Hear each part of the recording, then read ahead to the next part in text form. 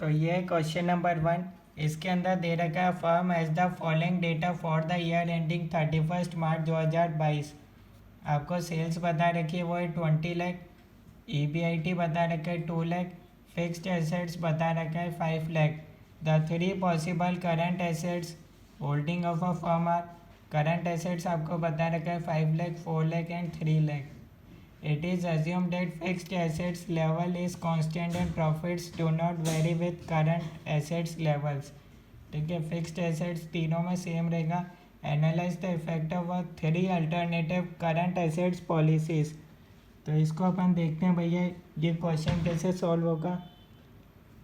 3 current assets के लिए policy होती है। एक सबसे पहले होता है कंजर्वेटिव, एक का नाम होता है मॉडरेट, और थर्ड वन का नाम होता है एग्रेसिव। ठीक है, तीनों पॉलिसी में क्या होता है अभी मैं आपको बताऊंगा कि एग्जैक्टली तीनों पॉलिसी में क्या होता है उसका मीनिंग। ठीक है, सबसे पहले आपको बता रखा है सेल्स है 20 लाख। ठीक है, तीनों में सेल्स तो सेम रहेगी 20 लाख। ठीक है,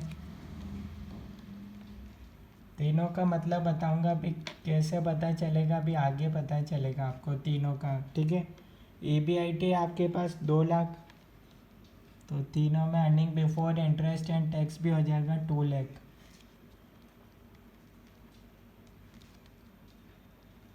नेक्स्ट आपको बता रखा है फिक्स्ड एसेट्स है 5 लाख। यहाँ आपको बोल रखा है fixed assets level is constant. ठीक है, तो फिक्स्ड एसेट्स तीनों में सेम रहेगा 5 लाख।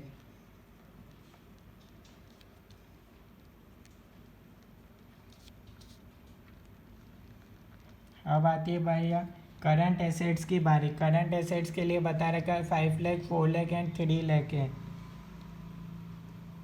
तो 5 लाख हो जाएगा फर्स्ट में, 4 लाख हो जाएगा नेक्स्ट में, और 3 लाख हो जाएगा नेक्स्ट में। ठीक है, अब अपन देखते हैं भैया टोटल एसेट्स कितने हो गए। Fixed assets plus current assets ही टोटल एसेट्स होता है। फर्स्ट में हो रहा है 10 लाख, नेक्स्ट में हो रहा है भैया 9 lakh,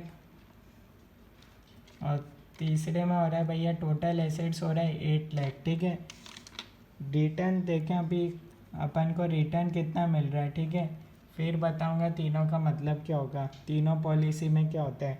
return on total assets देखें तो EBIT divided by total assets, तो फर्स्ट केस में हो जाएगा भैया 20%, नेक्स्ट में आ रहा है 22.2%। EBIT divided by total assets करना है आपको, तो ये थर्ड में आ जाएगा 25%। अब एक और अपन देखते हैं भैया, जब भी अपन तीनों पॉलिसी में तीनों ऑप्शन पॉलिसी में को निकालते हैं तो एक रेशियो अपन और देखते हैं current assets to fixed assets ratio कितना है। यहाँ 5 lakh divided by 5 lakh 1, next में हो जाएगा 4 डिवाइडेड बाय 5.8, और 3 डिवाइडेड बाय 5.6। ठीक है, तो ये रेशियो आ गए तीनों के। ठीक है, अब तीनों पॉलिसी का मतलब बता देता हूँ भैया। कंजर्वेटिव में क्या होता है, मॉडरेट में क्या होता है, एग्रेसिव में क्या होता है। देखो, एग्रेसिव का मतलब होता है जब भी अग्रेसिव पॉलिसी होती है तो इसका मतलब होता है investment in working capital is kept eight minimal.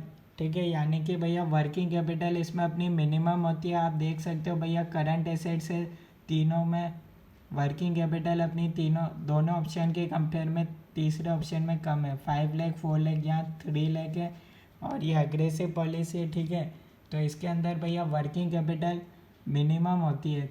Aggressive जब भी अपन अप्रोच देखते हैं एग्रेसिव अप्रोच, तो उसके अंदर भैया अपना वर्किंग कैपिटल यानी कि भैया करंट एसेट्स मिनिमम होता है। आप देख सकते हैं दोनों में। ठीक है, यहाँ इसलिए आप देख सकते हैं रेशियो भी कम ही आएगा, 0.6 आया। क्यों ये कम क्यों आया, क्योंकि अपने भैया करंट एसेट्स कम था।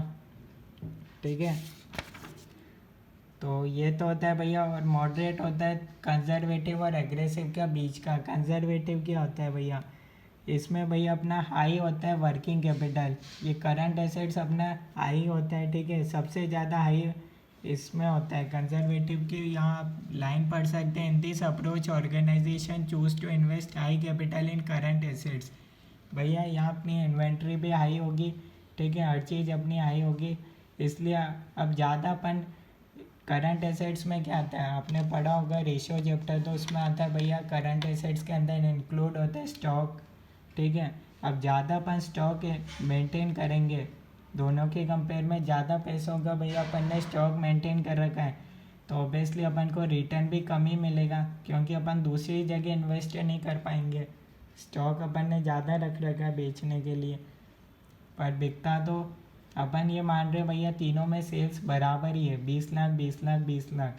यहाँ अपन ने क्या करा भैया, करंट एसेट्स यानी कि स्टॉक अपन ने ज़्यादा मेंटेन कर लिया, जबकि सेल्स तीनों में सेम ही है। तो यानी कि अपन ने ज़्यादा पैसों का इधर स्टॉक मेंटेन कर रखा है, तो दूसरी जगह अपन इन्वेस्ट नहीं कर पाया, उसमें क्या हुआ, तो अपना रिटर्न कम हो गया।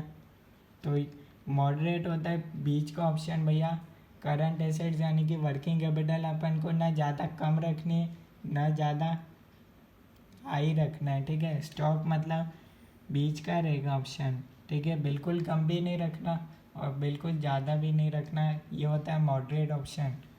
तो ये 3 अप्रोच है, आप देख सकते हैं। ठीक है, इसमें बता दिया भैया रिटर्न कैसे इम्पैक्ट करता है और ये रेशो